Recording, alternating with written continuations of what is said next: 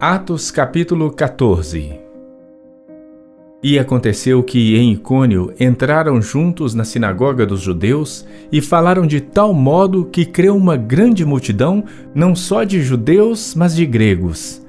Mas os judeus incrédulos incitaram e irritaram contra os irmãos os ânimos dos gentios.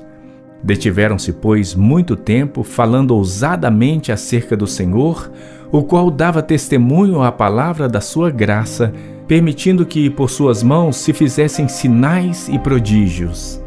E dividiu-se a multidão da cidade, e uns eram pelos judeus e outros pelos apóstolos.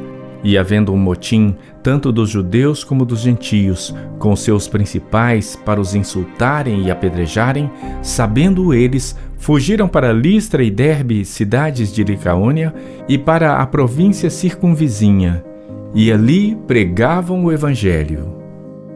E estava assentado em Listra certo homem leso dos pés, coxo desde o ventre de sua mãe, o qual nunca tinha andado.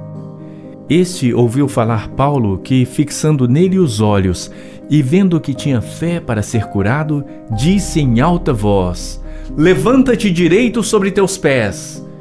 E ele saltou e andou.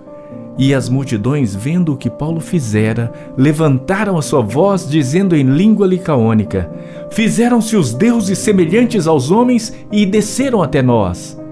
E chamavam Júpiter a Barnabé e Mercúrio a Paulo, porque este era o que falava.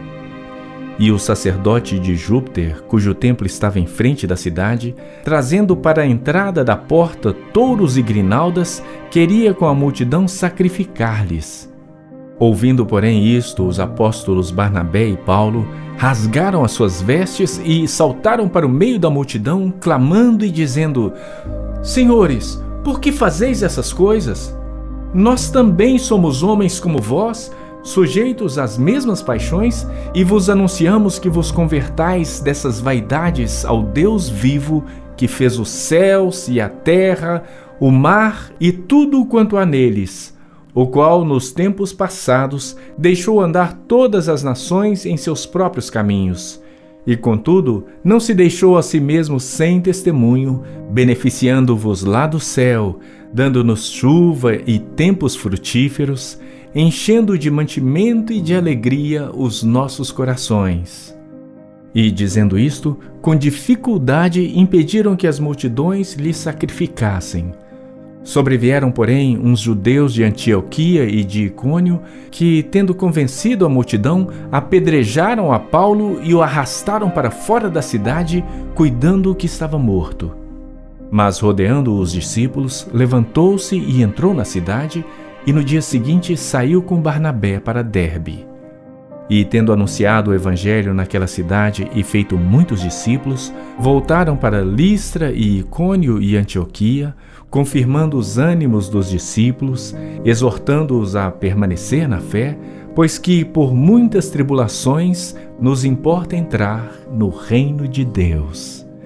E, havendo-lhes por comum consentimento eleitos anciãos em cada igreja, orando com jejum, os encomendaram ao Senhor em que haviam crido. Passando depois por Pisídia, dirigiram-se a Panfília, e, tendo anunciado a palavra em Perge, desceram a Atália. E dali navegaram para Antioquia, de onde tinham sido encomendados à graça de Deus para a obra que já haviam cumprido.